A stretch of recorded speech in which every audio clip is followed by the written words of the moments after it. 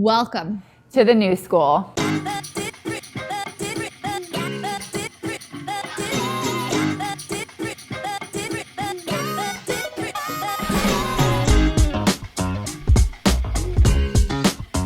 What we wanted to do was talk about the concept of authenticity and vulnerability in an industry that has typically been super buttoned up, super professional, and a little bit old school.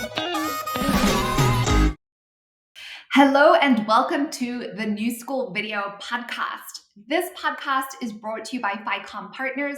We are a marketing and PR agency specializing in the independent wealth management space. We're passionate about helping our clients drive both organic and inorganic growth, and we have solutions for advisors at every stage of their growth journey. My name is Candace Carlton, and I'm the head of advisor education at Ficomm Partners. I'm joined, as always, by my fabulous co-host, the CEO, Meg Carpenter.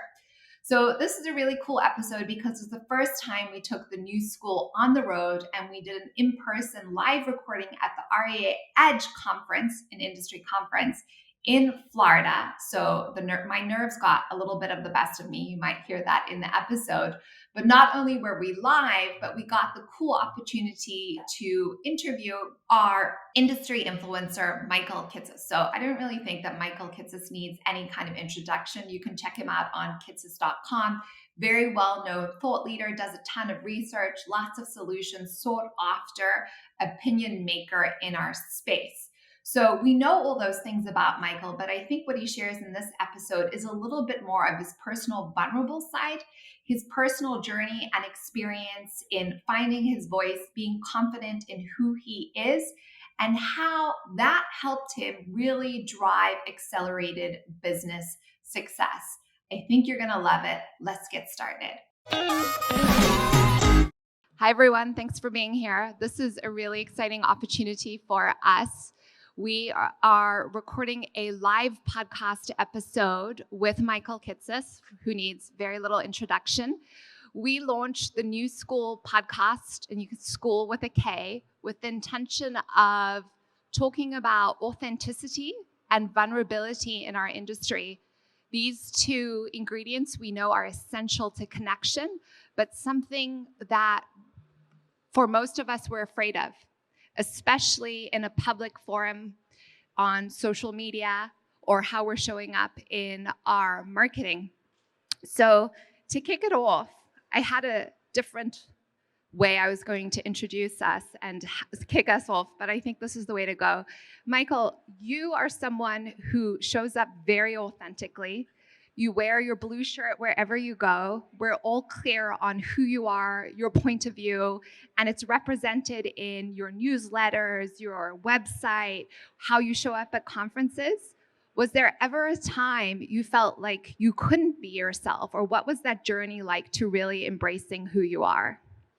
Oh man, when could I not be myself? Well, like certainly high school was pretty dark, as I think it is for all of us, right? There is sort of that right, the early days of, I think all of us go through and just trying to like find our identity and figure out, like the joke, like who we are, who we want to be when we grow up. I'm still actually not entirely sure what I want to be when I grow up, but like I'm at least living the journey now.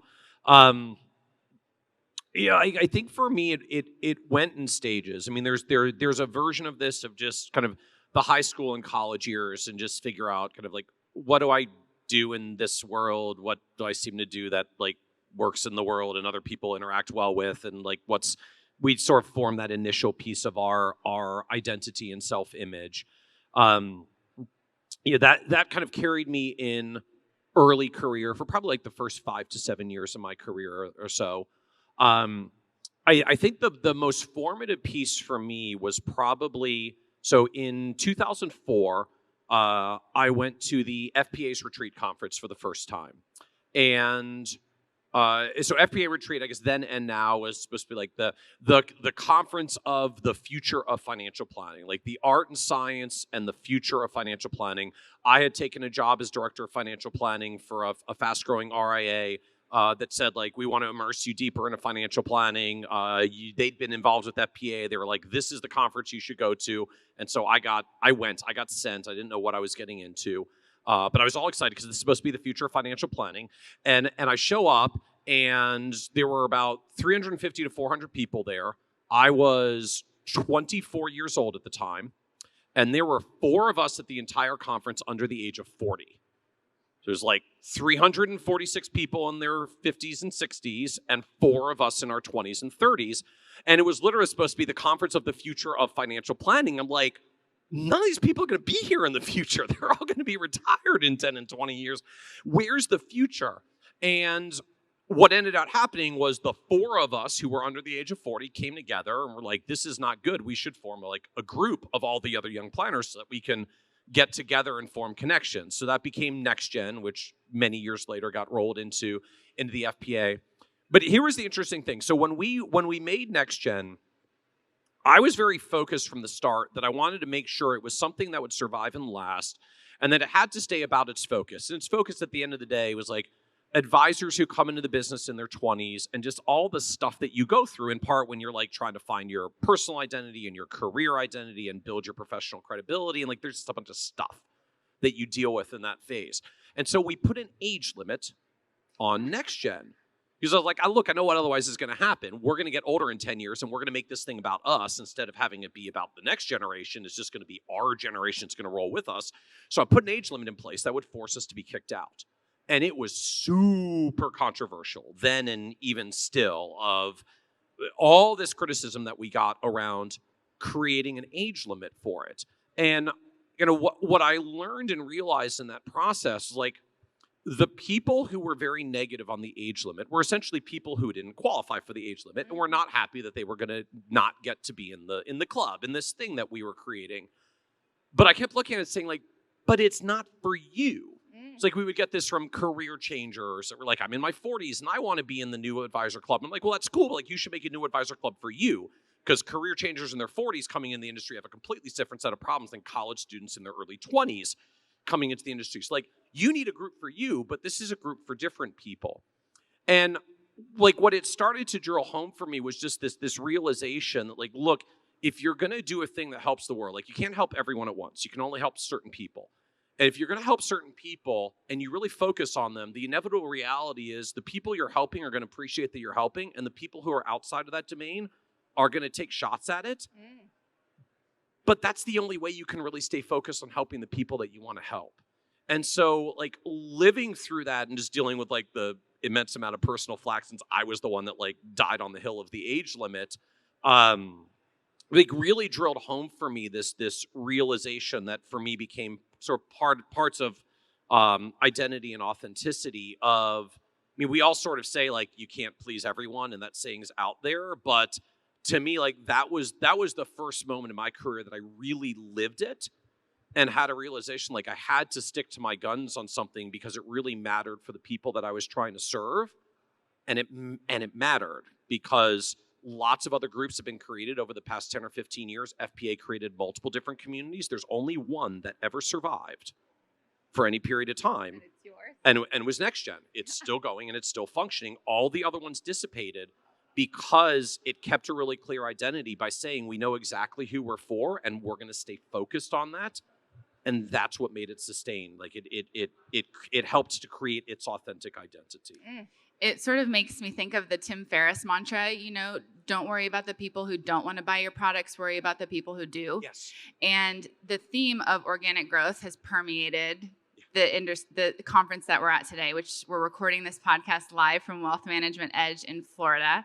And so many of the headliners, keynote speakers, and panels have been talking with the audience about how to drive organic growth, because it's just such, I think, a conundrum for many advisors today. If you strip out referrals, how do you think about driving growth in the absence of market growth? And so the concept of authenticity has also come up a lot.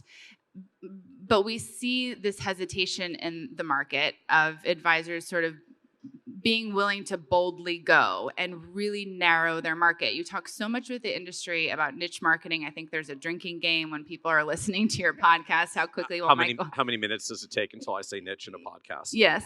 And you've been talking about this for over a decade, right? So why hasn't the industry adopted it more widely? I think a lot of it comes down to it's a version of this same phenomenon, which is, for most of us, I think so part of this is just a human nature thing.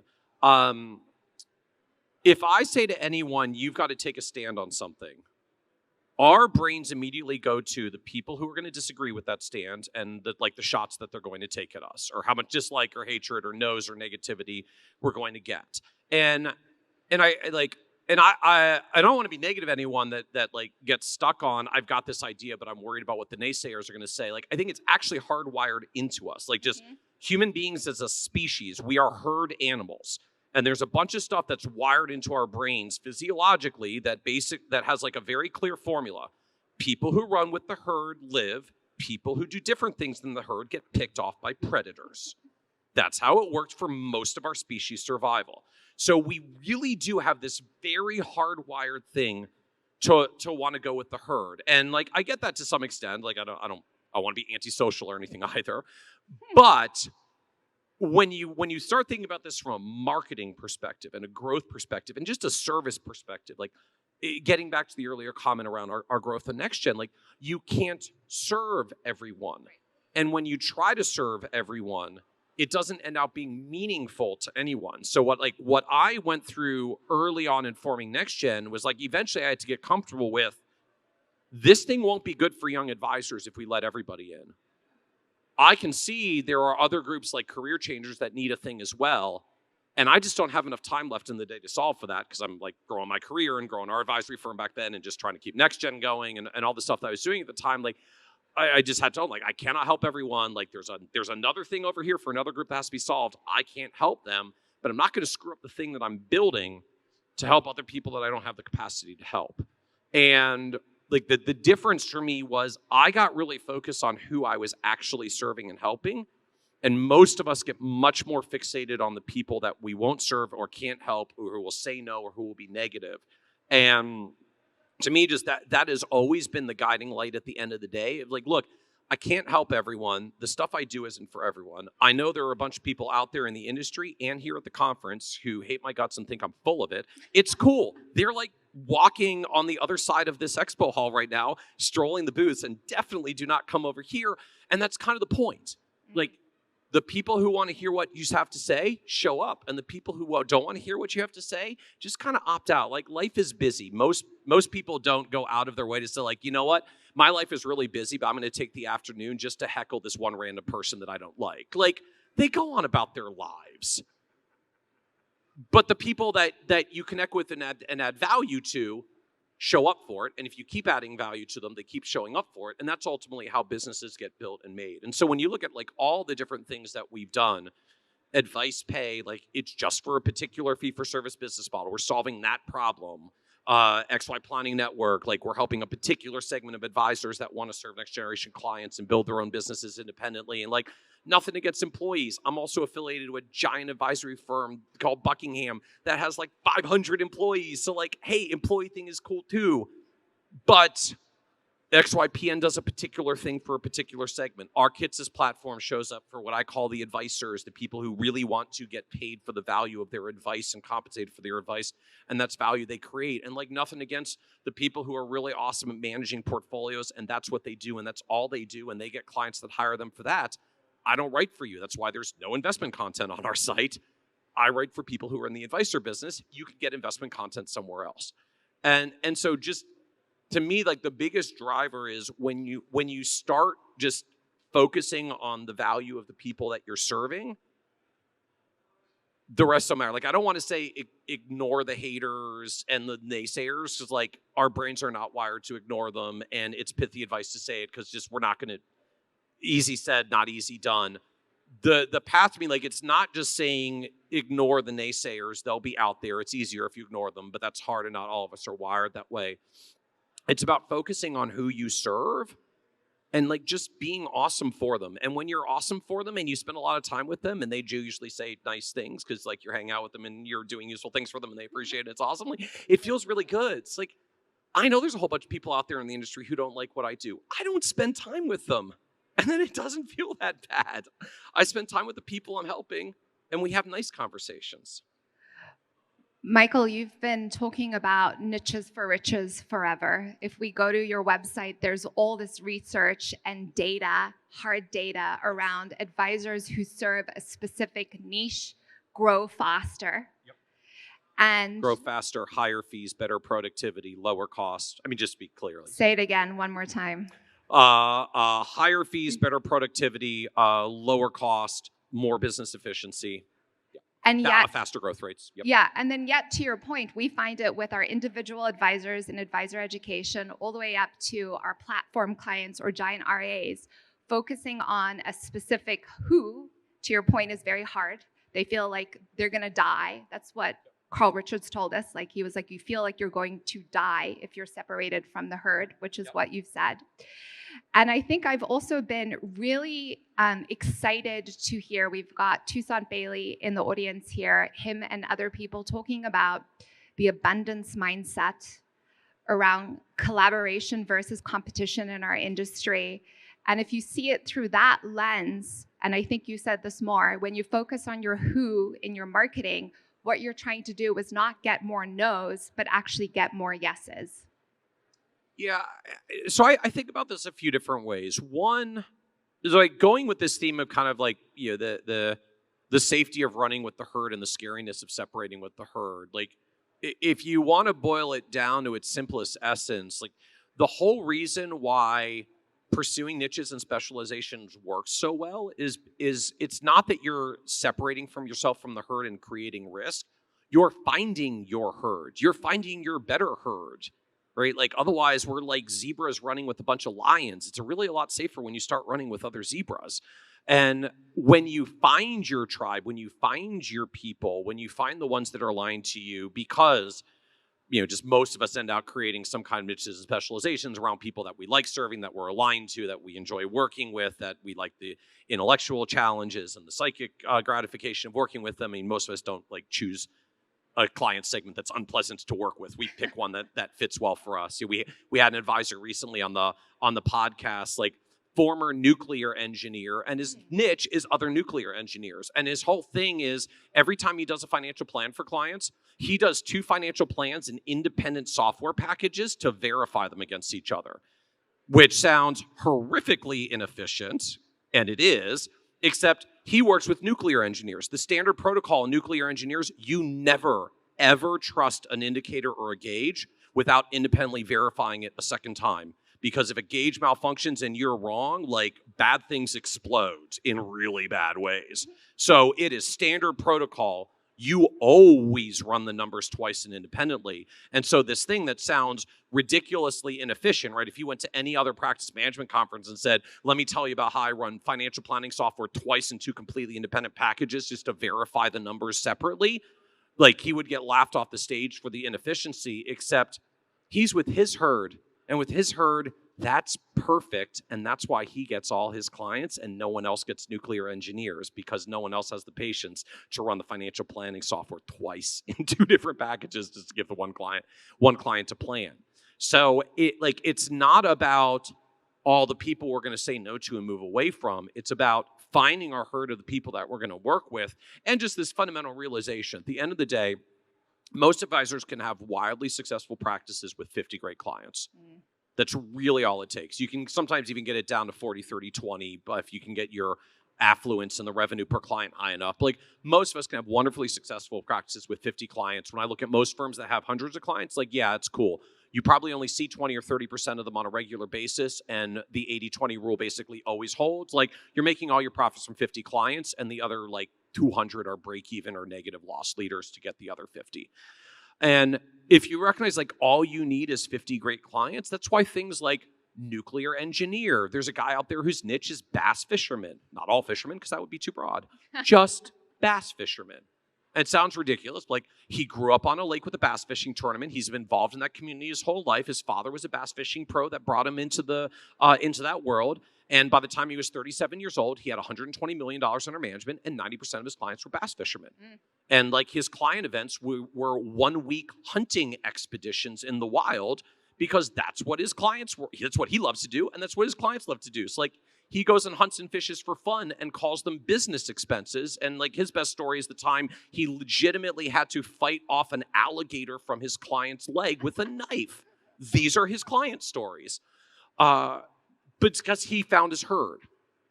And the guy with nuclear engineers found his herd. And we spend so much time like worrying about the herd we're leaving and not the herd that we're finding. And it's so much more rewarding when you find your people and you spend time with your people. Preach.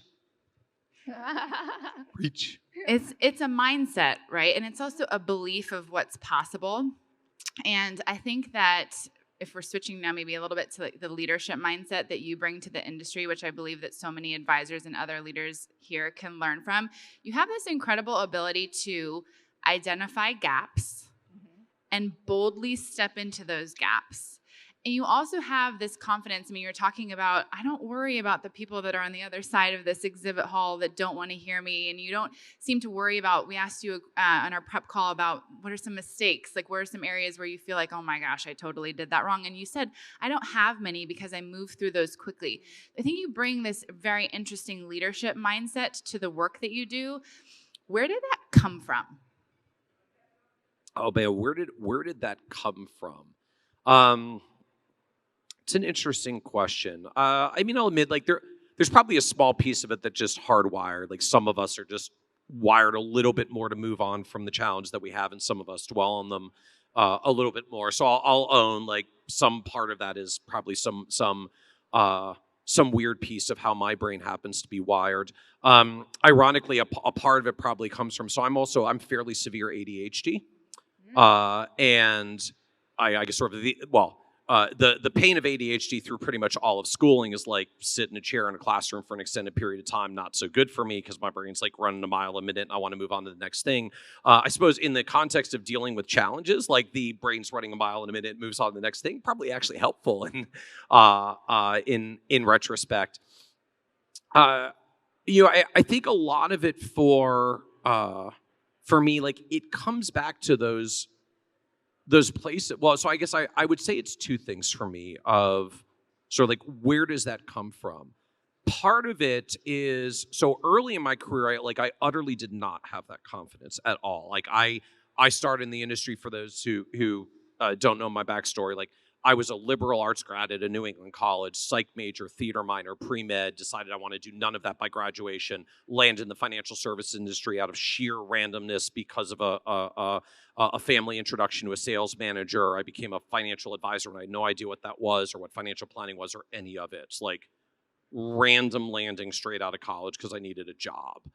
And, I got relatively quickly into that world, and remember just like sitting across the table from a prospective client who's asking all these questions about like saving for retirement and how much do I save and where do I invest. And I was like, I have no freaking clue. Like, you realize I'm 20, you have children older than I am.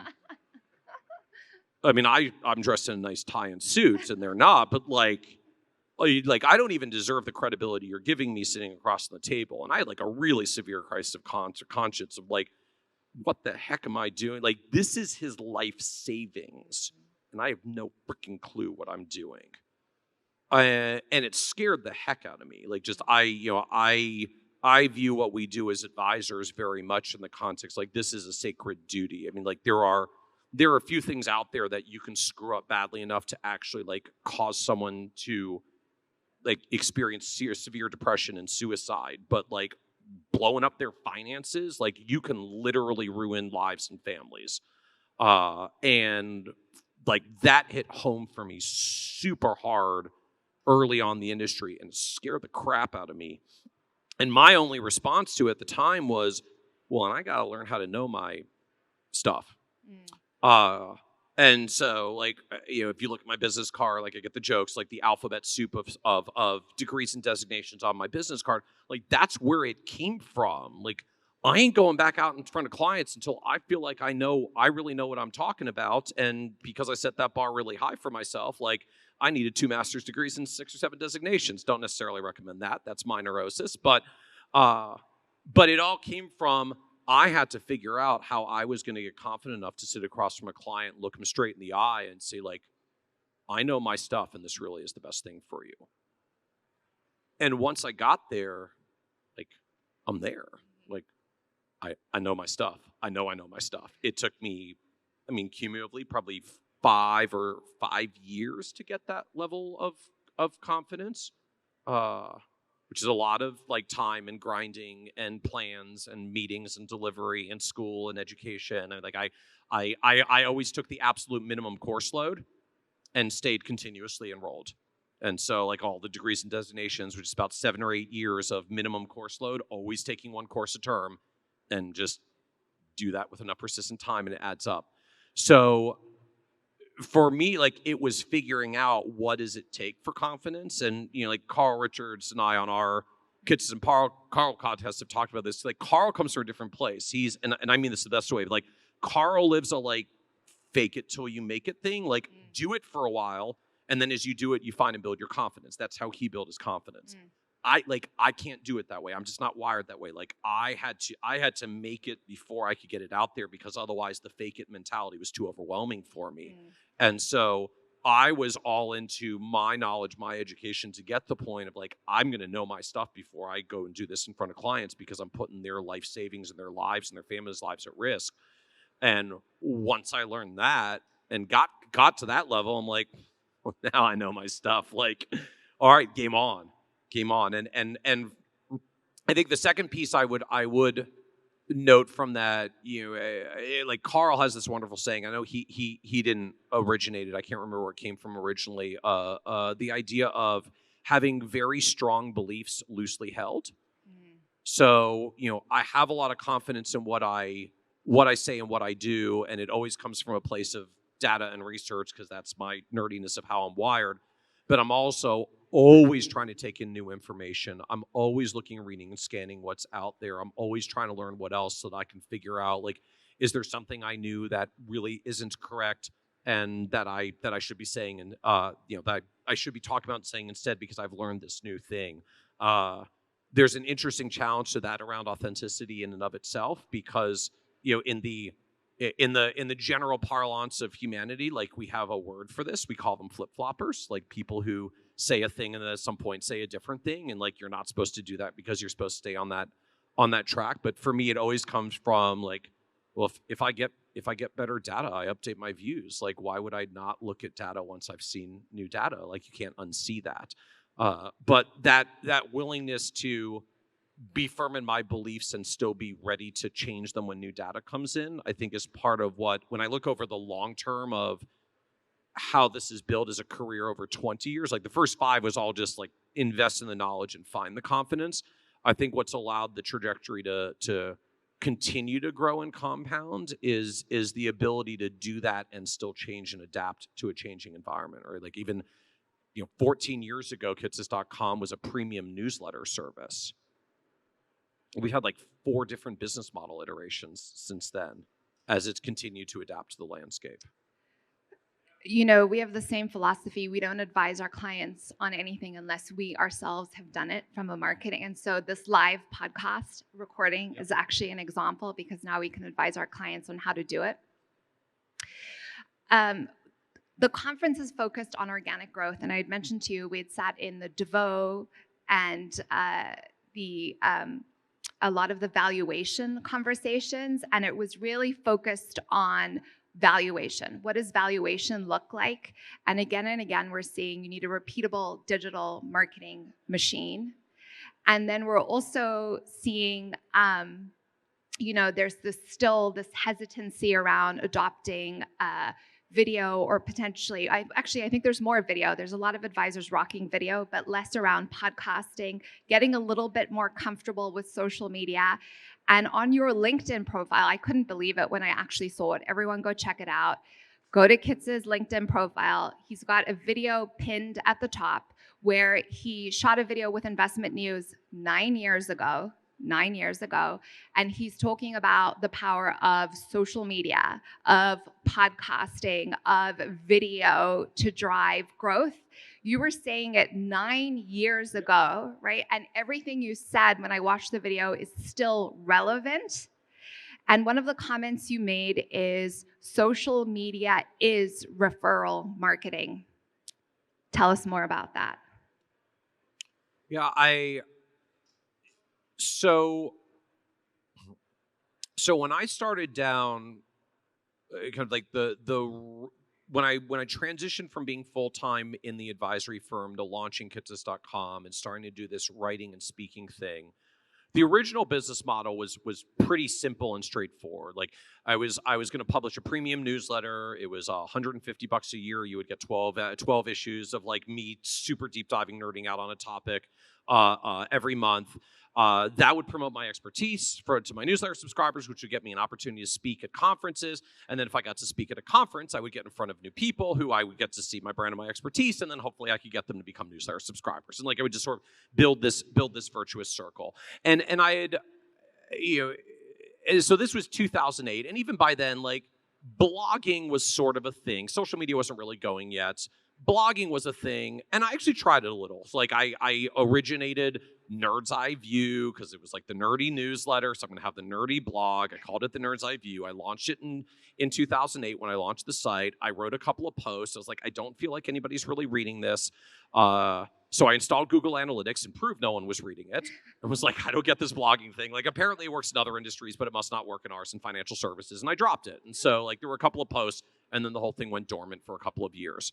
And in the fall of 2010, I was at a study group meeting that I've been with some advisor friends in a study group now for almost 15 years. We were still pretty early on then.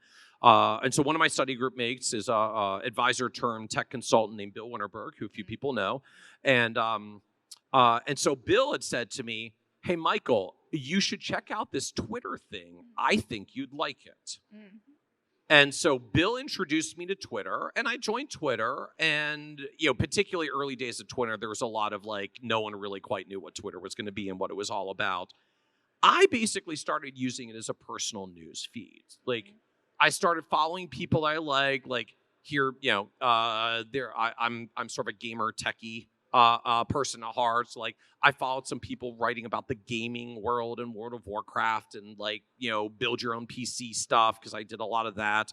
I started following some of the industry publications. I started finding just like some one-off people that had really interesting subject matter areas that I knew nothing about. It's like, you just like share neat things. Like I'm just going to follow you. You're doing neat stuff. And this like light bulb moment went off, right? Like Eureka light bulb above head moment went off. For me, it was like, but the one thing that I'm not finding when I'm following all this stuff on Twitter is like, there's no one that does this for financial planning. Like there's no financial planning blogger dude or dudette. So it's like, I'm going to beat financial planning blogger dude. Like I get it now. And so I relaunched the blog and started sharing it out to social media. And within 2 years, like the business just hockey sticked. Like the growth just turned straight upwards in hockey stick style growth as people started finding our content and finding the speaking and the research and the work that we were doing. It exploded the newsletter business, and it really exploded the speaking and consulting business. I did a lot more consulting back then. All driven from, look, I just shared out who I was going to share out to the people who actually cared about that. Those people followed me. Everybody else didn't, right? It's the digital version of this, right? People who are interested in what we have to say, listen to this podcast, or have come to this part of the live at the exhibit hall. Everybody else is all at the other end of the room and doesn't care. Totally cool for them. It's like the people who are interested started following it. Otherwise known as, well, people who might actually be interested in doing business with me and the businesses that I've got because they follow our stuff and these are people I'm talking to and I see the problems and I can bring solutions to them.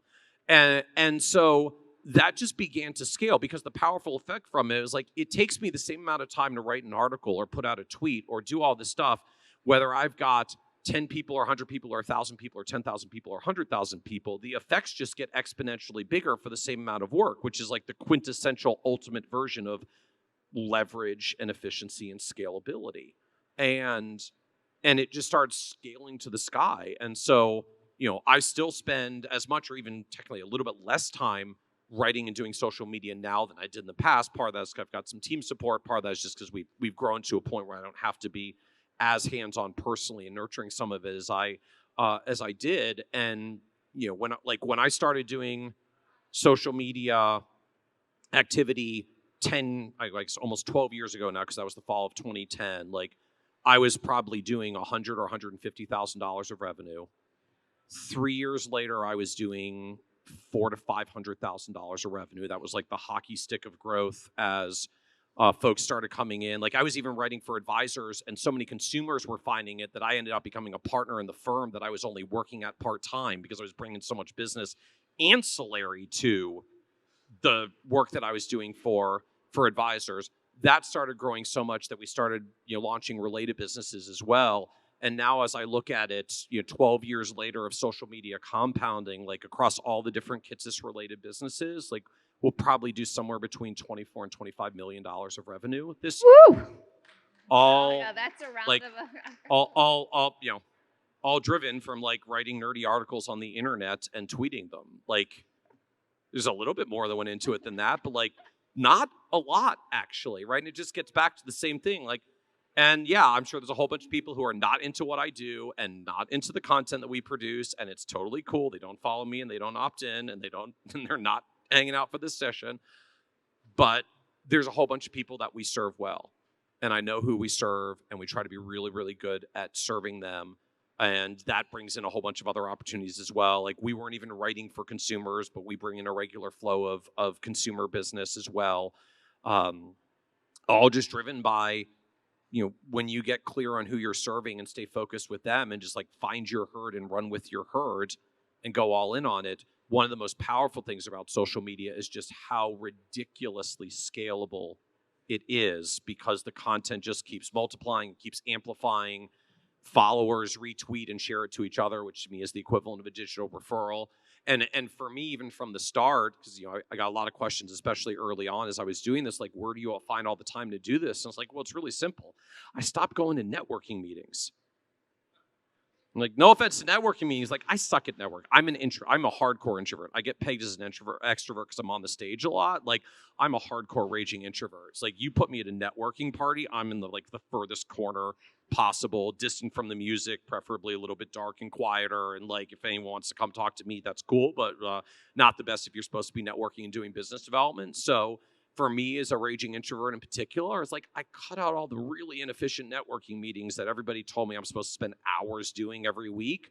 And that's where the time came from early on. And this is way, way, way, way, way, way, way, way, way, way, way more effective to create something that goes out to now tens of thousands of people the day that it drops, instead of another networking meeting and maybe I can talk to 8 people, shake a couple of hands, get 3 business cards, do 7 follow-up lunches, and hope to get 1 referral source.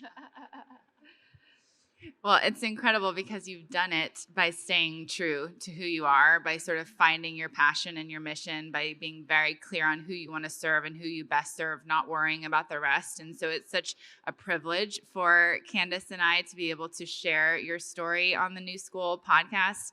And I just wanted to thank you for sharing the story and sort of talking about how you've overcome some of your challenges. It's great for us to be able to demonstrate to other emerging leaders in the industry that you will have challenges and you can overcome them if you don't give yourself too many self-limiting beliefs, right, that are gonna stop you along the way. So I know Candace will wrap us up with one final question, but I just wanted to share my gratitude. Well, thank you. I appreciate it. And I think if you haven't listened to, I'm sure everyone has, you and Carl Richards are my favorite podcasts. Just brilliant. Brains, smarts, but also a lot of heart. So thank you for being a guest on our New Skool podcast. Thank you. Very big highlight. We close out every episode by asking our guests, what does the New Skool mean to you? What does the New Skool mean to me? Well, I mean, you've kind of set us up as a podcast of authenticity, so I'm sort of on the theme of authenticity. I mean, to the extent that so many of us just have that mentality of, I want to run with the herd, it's scary to separate from the herd, it's scary to do anything different. I mean, to me, like the theme of what emerges around the new school and authenticity is I would say either that willingness to be different, although again, I would frame it less as it's not about the scariness of separating from the herd. It's about finding your herd and finding your people and not being afraid to lean into finding your people, doing the journey to find them or spending more time with them and going all in it when you're there. Like that to me is the piece that holds us back the most. You know, some of us are still on that journey of trying to find where that destination is. A lot of us, like the truth is somewhere deep down, like you know it's there. You know what you want to do. You know who you want to serve. You know who you want to be working with. You know the kind of work that you like doing. You know the kind of people that you want to be spending time with. And then it's a whole bunch of those limiting beliefs that start cropping up in our heads that say like, well, I can't do that because, and then you start filling in the blank. And, you know, to just be willing to lean into it is say like, but these are my people. Like, why would I spend so much time with people that aren't really the ones that I want to serve and fit best with when I could serve the people that are my people? Like that to me is when everything starts to change. And, you know, relative to the status quo, that's certainly a new school and a different approach to marketing. But just like it's amazing what happens, including just the little things. Like it's actually fun and exciting to wake up in the morning. Like I'm excited to look at my email every morning, because I like what we do and who we serve. And it took a long time to get there, but you know, all the like productivity things, you're never supposed to look at your email in the morning, you're supposed to get other productive work first done. Like, I like looking at my email in the morning. It feels good. We're interacting with people we're helping because I just went all in on them. Thanks so much for being here, for being so generous with your time. And to our audience, if you could give a live round of applause for the podcast episode. Thank you for being here. You could be anywhere. Thank you, Michael. Thank you.